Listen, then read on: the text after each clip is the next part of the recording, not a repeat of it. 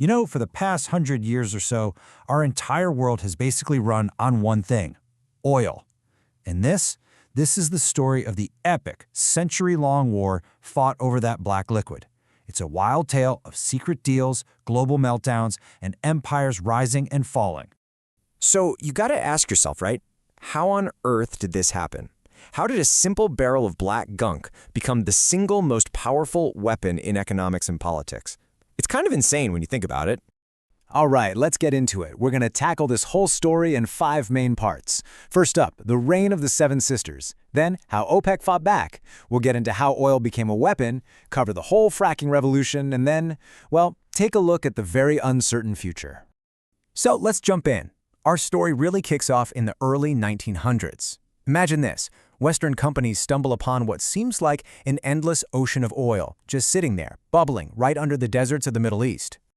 And the dynamic here, well, it was simple, and honestly, pretty brutal.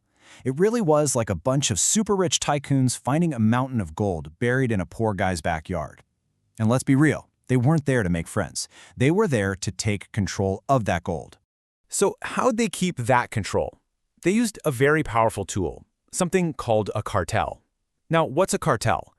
Basically, it's when a bunch of producers, instead of competing with each other, team up. They collude to control how much stuff is out there, and more importantly, they manipulate the prices to make sure they all get rich. And here is the perfect example of that in action.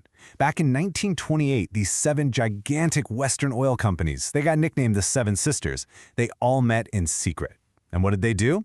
They agreed to stop fighting over prices. Just like that. Together, they ended up controlling a mind-blowing 85% of all the oil reserves on the planet. For decades, they were the global market. I mean, this created a power imbalance that was just absolute. Think about it.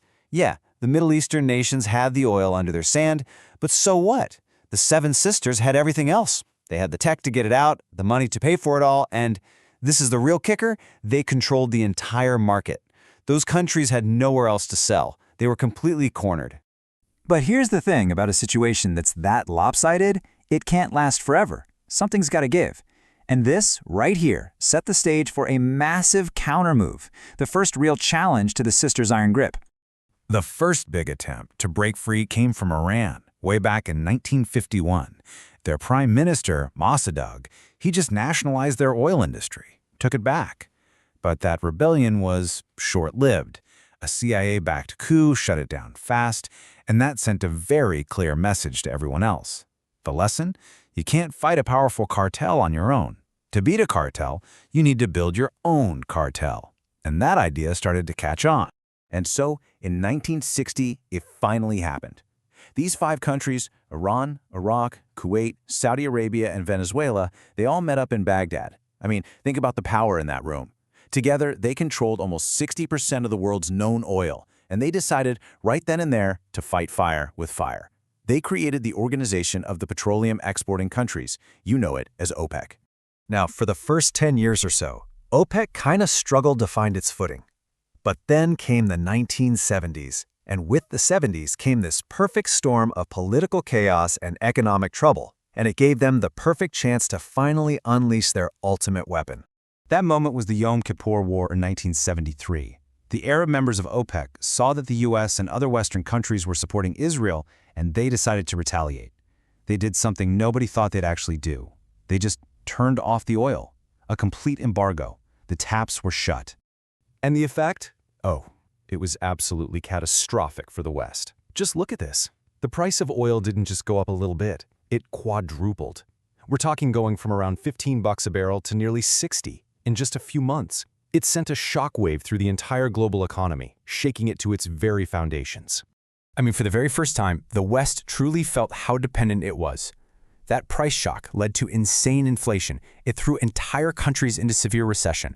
People were waiting in massive lines just to get gas. Governments had to do crazy things like set national speed limits.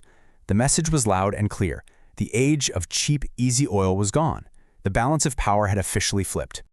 Okay, so those crises in the 70s, they taught the world a really, really hard lesson. You can't just depend on one region for all your energy.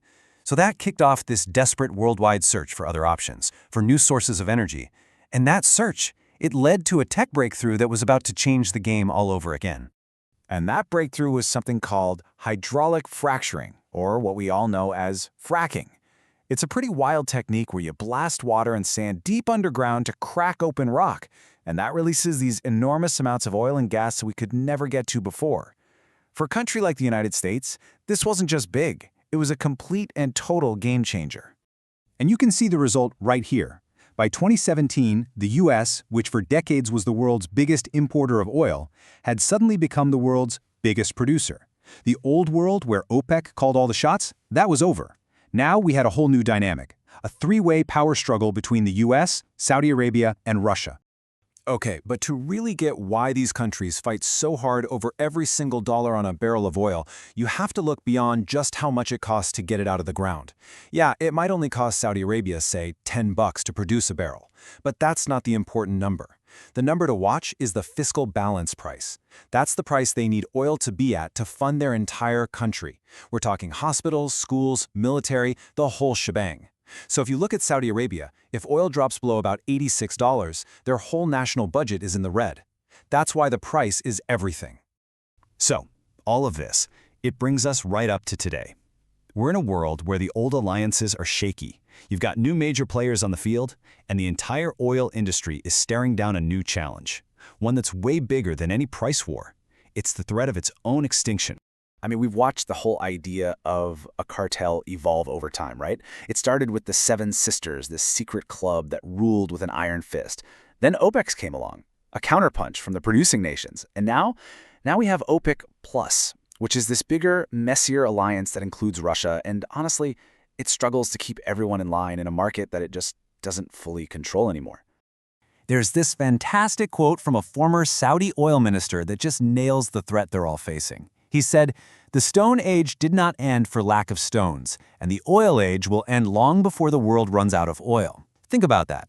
The world is moving on from oil, not because we're running out, but because we're choosing to find something better.